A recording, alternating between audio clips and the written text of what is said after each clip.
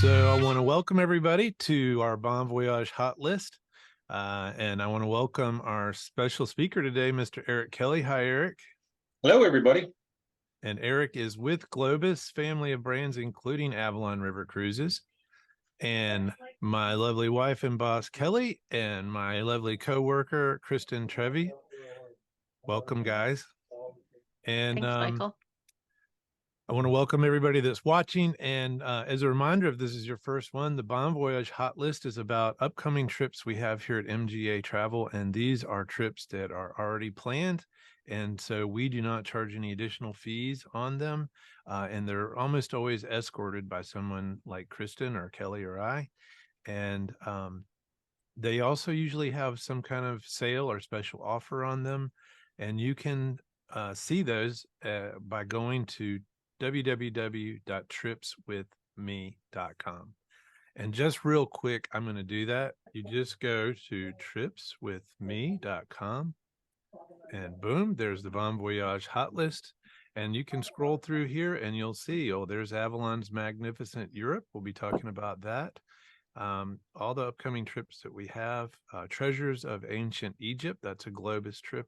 And also Europe's Majestic Three Rivers River Cruise, aka the Rhine and Rhone Revealed. And then you pick, if you see one you like, just pick Step Inside the Journey.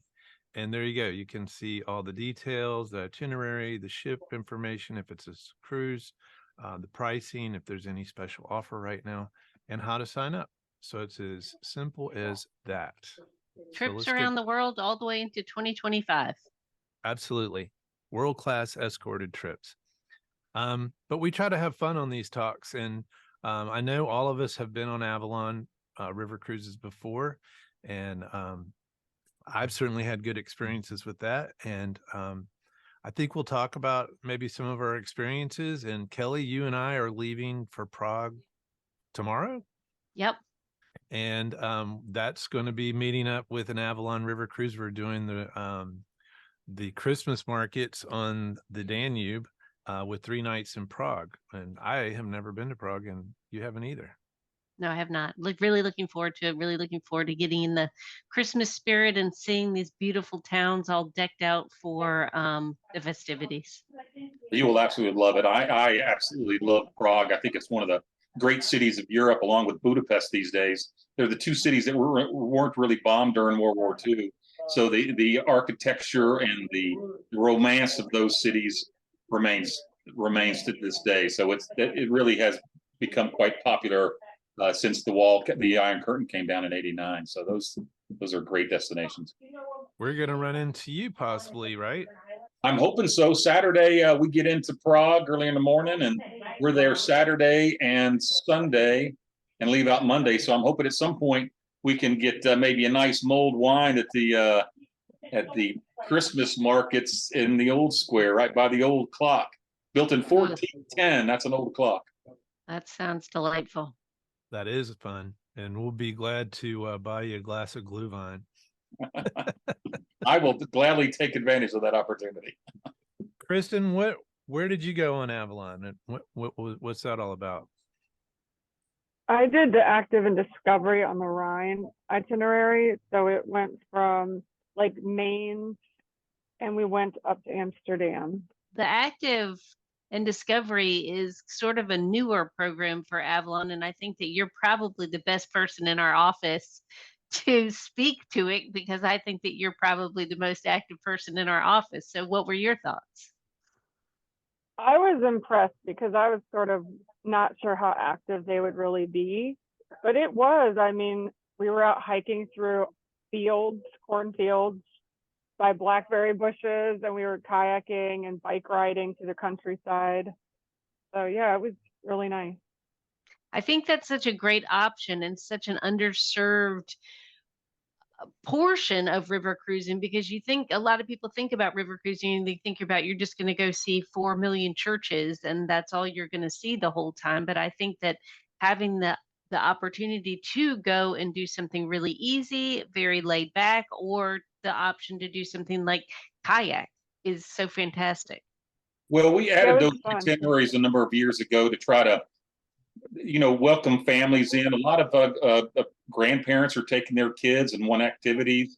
Our average age on those is 52, which is, I think a lot of people are surprised by. Must be Michael's age there. Michael, you don't look like you're that old. Well, let me turn the filter it's down. wonderful. But you have all those different activities like Kristen was talking about, hiking, biking, canoeing, wine tasting, cooking classes. You can be as busy as you want to be. We have those 16 bicycles on board. And if you want to just grab one and tool down the river, you can certainly do that. It's been quite nice. I did one years ago on the Rhine.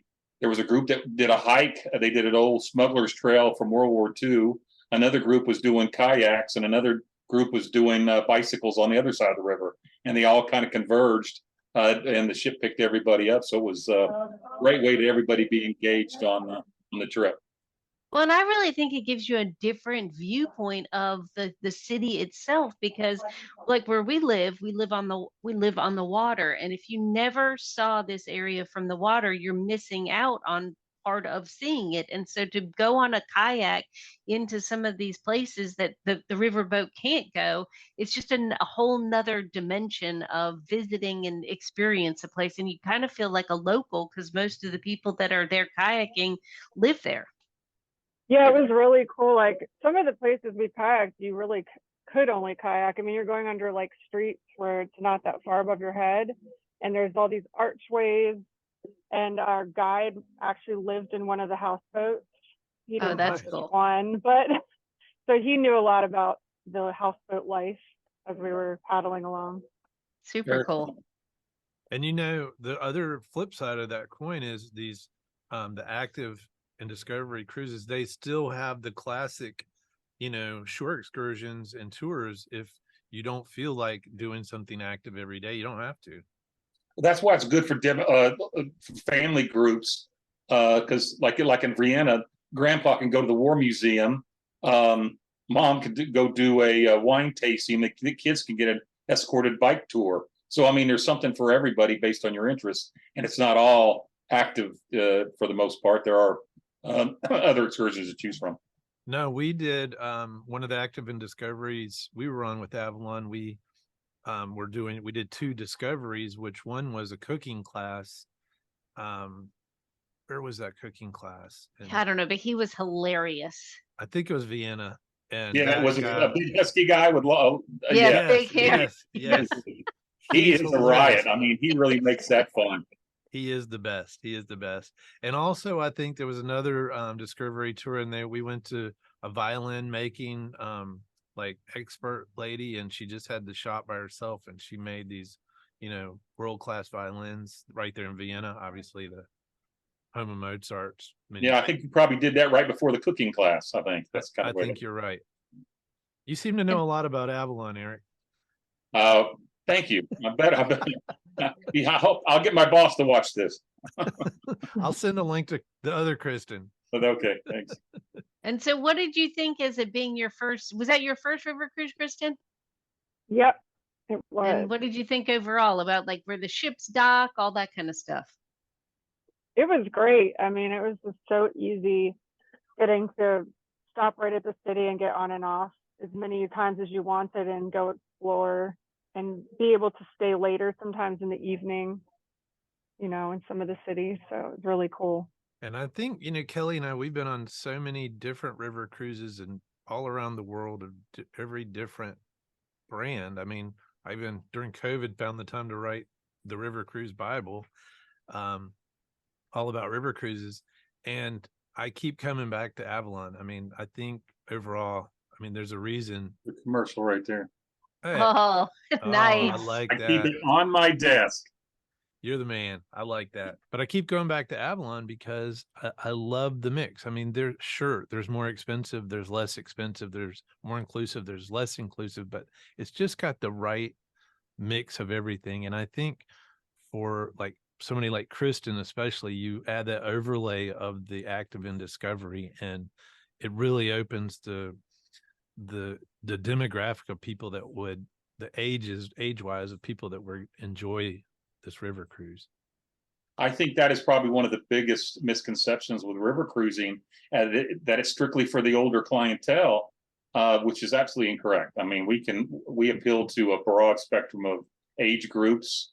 We even, I think now we go down as low as 5 as far as kids that could be on board. That doesn't happen too often because there's not a lot of kids activities on board. But for the grandparents taking their kids or grandkids, there's a really great mix of different excursions to choose from. And so that's give us a broader appeal. And for people who have been on a river cruise or you've listened to river cruise presentations, you know that one of the benefits of river cruising is that these cities were built along the river, and so these ships have docking locations just in city centers, and like Christian mentioned, just get off the boat and you're downtown, you're in the middle of everything, and you can take advantage of going to check out the nightlife, check out the bars, go out for dinner if you wanted to, or just spend time in the town square in the city center and just soak up the ambiance.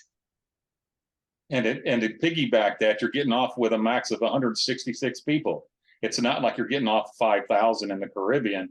It's easy to get on and off, and there's no lines, and it makes for great convenience if you need to. No, you're Very right. true. It's like it's a boutique floating hotel that's just taking you a different city every day or two. And that's very convenient.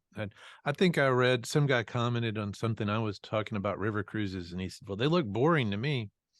It's like, dude, nothing could be further from the truth, because that's like saying Europe is boring. I mean, you're just choosing not to, go out and see the sights. All right.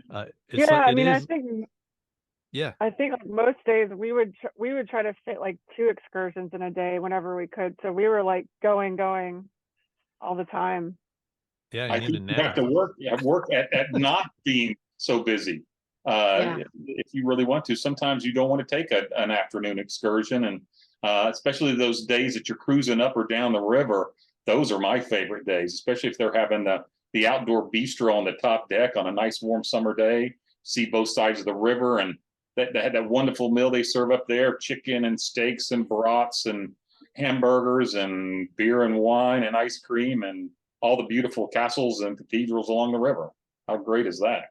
Can we leave today instead of tomorrow? Yeah. Kelly? I'm ready That to sounded go. pretty good. To piggyback on what you said, Michael, regarding the hotel, the other beautiful thing about the river cruise is unpacking one time, and your hotel moves from place to place, not you moving your stuff from place to place.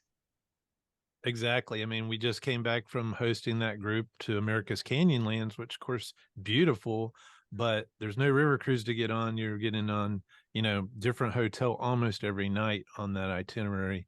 And so you can never really unpack. You're constantly, it's a pain point that you get to avoid on a river cruise while you're still traveling. Yeah. Now, living out of a suitcase on a land tour, it's just part of the dilemma there of that, be able to see all those different places. But on the river, I love that. Walk in and get everything in the closets. Yeah. Luggage goes under the bed, and let your floating hotel move you around. Absolutely. Yeah. What about Egypt? What about Egypt? Well, I think the good thing, Michael, on that one, you tell them that it's a custom trip. So you're doing this even done a little more special than our normal open inventory. This is your private group that you're putting together on that trip. That's right. Back in 2021, we did the same thing. And the team at the Globus Custom Tours, Matt and those guys, I mean, unbelievable. They did such a wonderful job for us. And everybody that went with us to Egypt, that trip was Egypt and Jordan. One of the best trips of everybody's life by all accounts, including mine. It does include a river cruise. It's a 4-night river cruise on the Nile, which we did on the last one. We had a lot of fun on, and is nothing that I've ever seen like going down the Nile, and you see this lush, verdant, just the banks, and then beyond that is just flat out desert. And those small little oases along the river there. Yeah, and the pyramids are just the beginning of an amazing culture that you really get to see inside of. You can't miss this experience. If you haven't been to Egypt, this is a great trip. I have not, so you're making me jealous. I know I sell quite a lot of it, and people always come back. I think it's kind of on everybody's hit list if aficionado of history at all, you know, you want to go see the pyramids and a lot of those different areas. Our trip to this Treasures of Ancient Egypt will be October next year. So ideally, I know it is in, you know, North Africa, and so it's not so far away from what's going on in Israel and everything right now, but hopefully in a year's time things will have changed. So and you know what, if they haven't, if it's deemed like it's not safe to go at that time, we're not going to go. And we wouldn't go anyway. We wouldn't put our passengers in harm's way. We don't roll it that way. I mean, we've been around for 95 years, so we are very attuned to safety around the globe, and you know, we keep an eye on that stuff very closely. The State Department watches and things of that sort, or warnings. We follow those mantras pretty closely. Yeah, Wow, you do. 95 years. I didn't know that. That's impressive. 1928. Yeah, still owned by the same family. Wow. Eric, you been there the whole time? Yeah, I used to. Yeah, I started there when I was really young. An Avalon Christmas markets, river cruise with 2 nights in Prague, and we're going on the Danube. And Kelly, you and I have done Christmas markets river cruise before, but on the Rhine. So we're going to see what the differences are, and especially adding Prague. Like I said, we've been to a lot of places, but that's not one we've been to before. What are you looking forward to, Kelly? Potato pancakes Yeah, in the Christmas markets, and also warm sauerkraut. Street food is pretty spectacular. And they have those cinnamon, I forget what they call it. The cinnamon. I know, the chimney cakes. Chimney cakes. Oh my gosh, those things are delicious. And get a nice either hot chocolate, or I think that Glühwein is that Michael mentioned. That'll warm you up on a cool day. Yeah, you really need that. And what's cool, you know, you go and buy your first one, and every town has their own Christmas markets, you know, homemade mug for that year, and people collect them. And so once you get your one mug, then you don't really have to pay the full price anymore. You just go get refills. And well, and I think it's really fun because, you know, as we've all gotten older, nobody needs anything. Everybody's, you know, Michael and I are downsizing. Nobody wants more stuff. And so to pick up just a really unique something at these Christmas markets is a really fun to give somebody something that they can't go get online or at World Market or wherever. It makes for a really fun souvenir for us and for a great little gift. Yeah, absolutely. So, Kristen, were you on the Danube or the Rhine? The Rhine. But you're on the Rhine, so you come down the Rhine River, probably Amsterdam to Basel, which I'm probably pretty close to what you did, Kristen. And then you transfer over into France, and then you'll go down from Lyon. You end up in Nice for 2 nights. But what time of year is that? That's in October, late October. Oh, very nice. My mother was from Bavaria, and she always said the Moselle was the prettiest river in Europe. That really is a great opportunity. You see a little bit of Germany and France, and it's gorgeous scenery along that particular river. I like the idea of you're getting on more than one river cruise ship, you know, so you transfer the same cruise director, or yeah, I believe that is correct. They stay with you the whole trip and just flip flop.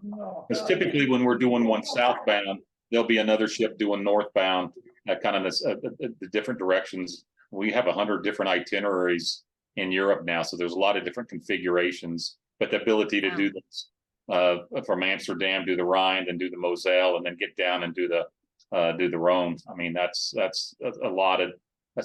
long itinerary, but you get to see so much on that one. And I love the Rhone. I like the Rhine, but I love the Rhone River too, and being in Avignon and Arles, and seeing where the Pope's house was when the Pope was not in the Vatican for many years. The French Pope, yeah. Yeah. So, and do you remember anything on the Rhine that you really like, Kristen? Any of the? I mean, I loved all of it, but I think one of my favorite things was, I think it was Rudesheim, where we went to the vineyard and then got to like ride the cart up the mountain. I just really liked that little village there, and that was really pretty. Did But you of go? course, seeing like the Gothic cathedral was really cool. And yeah. Did you go to the music museum in Rudesheim? No, so maybe we were in Eltville. I always forget which, There are a couple but different no, ones. yeah, but I think we had like a lunch in town, and then we actually left a little bit early so we could ride the cart up to see this monument up on the mountain. Nice Wow. view from up there. It is. And you have Cologne, which is Cologne, is in Amsterdam on there with big giant cities, but you also stop in Heidelberg. I mean, what a beautiful quintessential German town, and Rudesheim, which is where what is it? The Rudesheim It's the coffee. the coffee, that special Mhm. coffee, and the whole process they have with that. And remember Kelly Brysack, we went to, it was really just a technical stop. We were on Christmas markets, and is a teeny tiny town. And really you could be going over to Basel for an overnight. But we walked around and had like the world's smallest Christmas market with like 6 stalls. And there was a big bull in the middle of it because it's actually the center of the European Union. It's the Oh, geographical yes, I do center. remember that. Yes, Yeah. yes, yes. Yeah. So this one stops there.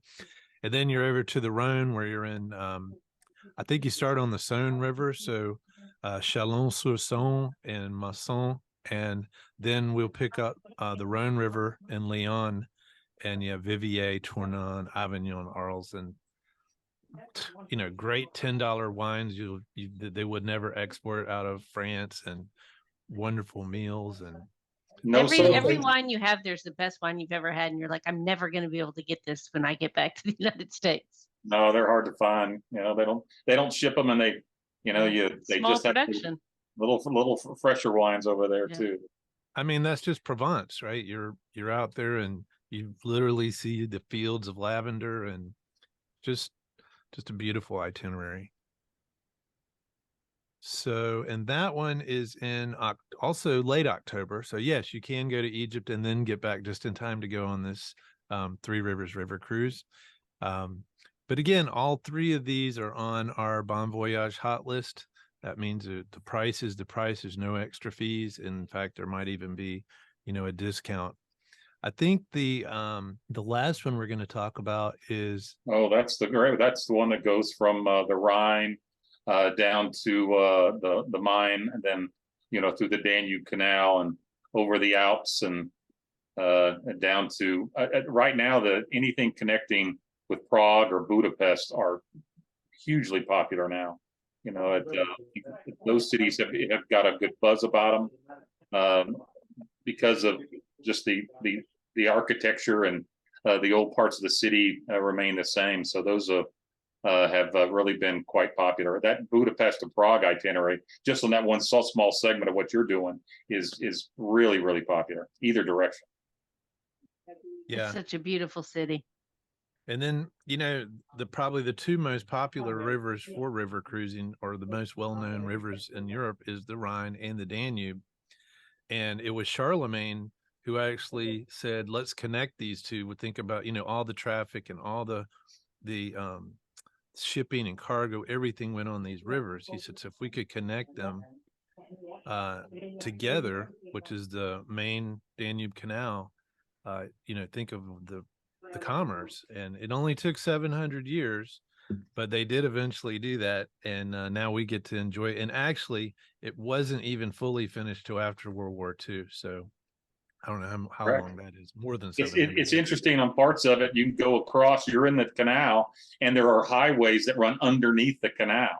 We were we were standing on the boat, and we're looking down Saw Road, and there were cars going underneath the river. I thought that was quite amazing. But when you think of the Alps, the river runs north to Amsterdam, and then you're over the Alps. It runs south all the way to the Black Sea from there.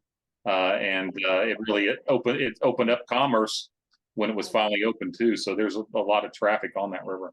There is a lot of traffic, and that is probably the most popular river cruise itinerary that there is, or at least it used to be, because that was a bucket list. It crossed off so many items on people's, bucket list that they wanted to go to. And I think it covers 5 if you don't stop in Bratislava, it's still going to 5 different countries over 14 nights. And that's really not having to pack and unpack. Correct. And If you not a look whole at- lot of time spent in the airport.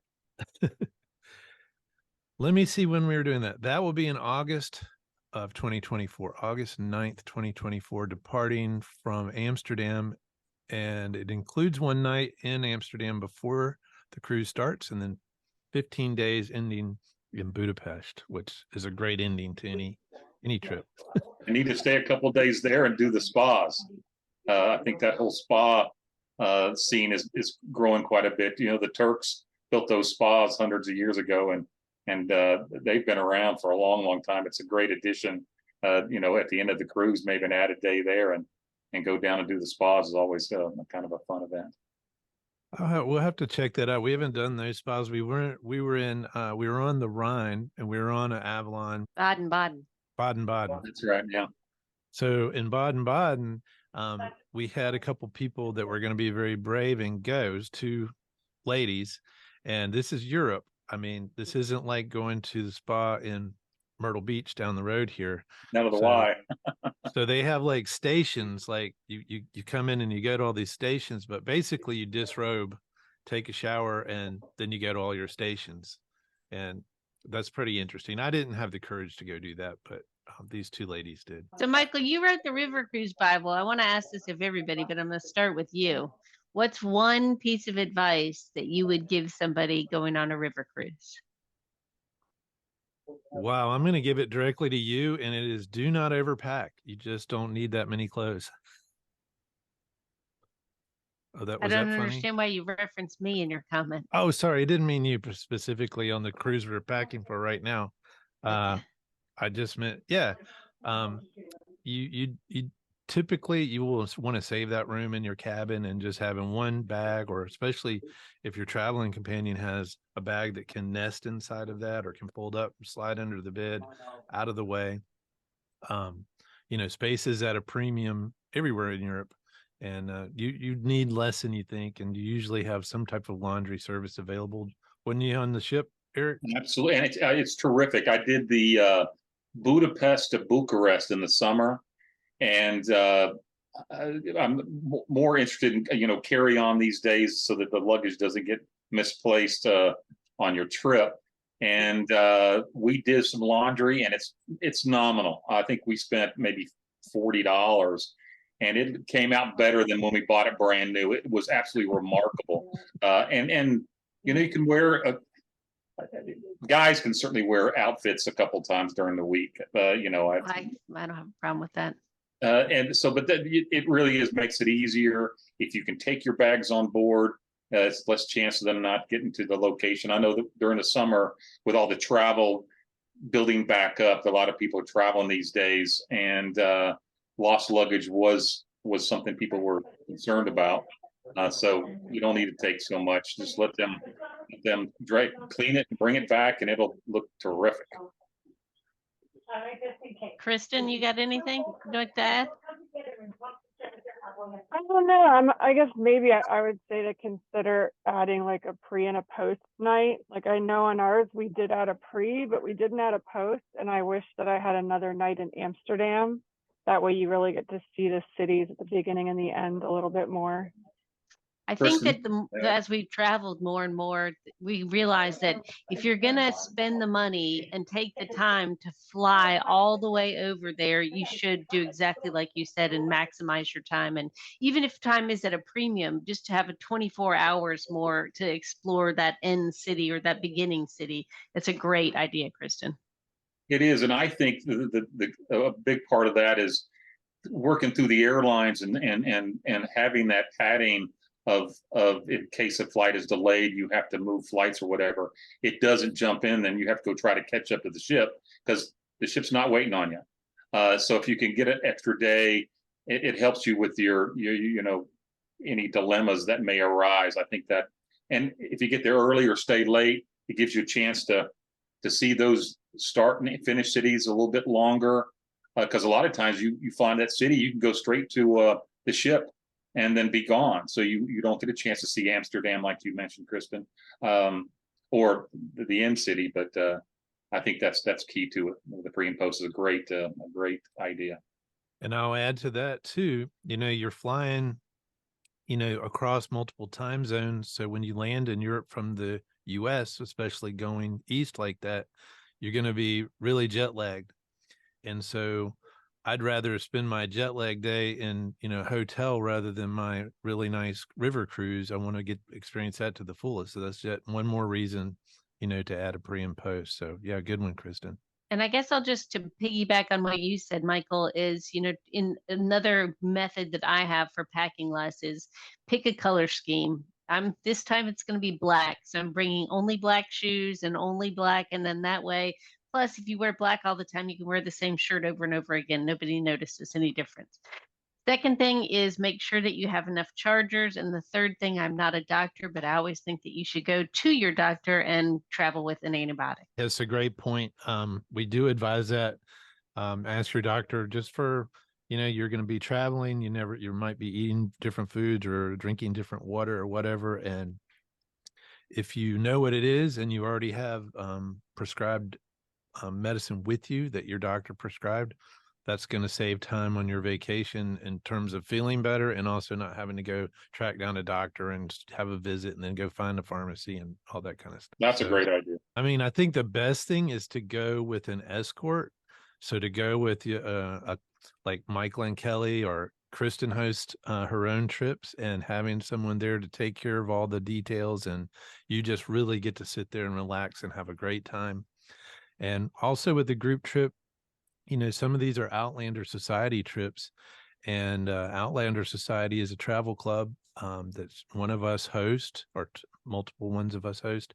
And we just have two rules, they're easy to follow. As long as you can follow them, you're in, which is, Kelly? No grumpy travelers. And number 2, no politics. Hey. No politics, no talking about politics while we're on vacation. I mean, I have clients, they've gone on a couple Outlander trips and I'll see them and we'll start talking. Maybe politics comes up. Oh, I forgot. We're not supposed to talk about politics. Like, no, we're at home. That's okay. It's when we go on the trip. So we're just trying to avoid, it's not that you can't have intelligent conversation about different topics, but anything that's just going to be really divisive, that just takes away from everybody's vacation. So let's leave that at home, Well, and I'll add the other thing that I really enjoy about traveling with a group and with the Outlander Society is that you always have somebody to have a cocktail with in the evening to rehash the day, to talk about, and especially if you did 2 different excursions. If I went with Kristen and was brave and went kayaking, and then we caught up with Michael and found out about his cooking class, and, just to hear the different experiences and just the whole shared experience of the trip, I think it's definitely an added bonus for me. People are excited to get back to the vessel. And they say, well, what'd you do today? And how was it? And you can see everybody is excited and they're having a cocktail and sharing those stories. It's a great feeling, the connectivity of not only the group that you're traveling with, but you meet other people from all over the globe. I mean, we cater to basically English speaking customers, but that's Australia, New Zealand, and England, and US and Canada. So how wonderful to be in these exotic destinations and sharing it with other people from all over the globe. I think that's a great way to end this. You're exactly right. If anybody has any questions that's watching on YouTube or elsewhere, put something in the comments, or you can send an email to michael@mgatravel.com. You can send an email to kristen@mgatravel.com, or just call the office 843-279-0310. And we're always here and happy to help. And we love to travel and we love to help other people travel. And we really like it when other people travel with us. And that's a double bonus for everybody. So, Eric, thank you very much for taking the time to be with us today on the Bon Voyage Hot List. Thank you. I hope to run into you. I'm planning on it. Run into you guys in Prague in a few days. I know. Sounds we're going to have a Glühwein or a beer for sure. Absolutely. Absolutely. Thanks for having me. I sure appreciate it. 100%. Thanks, Kelly. Thanks, Kristen. Everybody, have a great day. Cheers, buddy. Bon voyage. Bon voyage. Bye.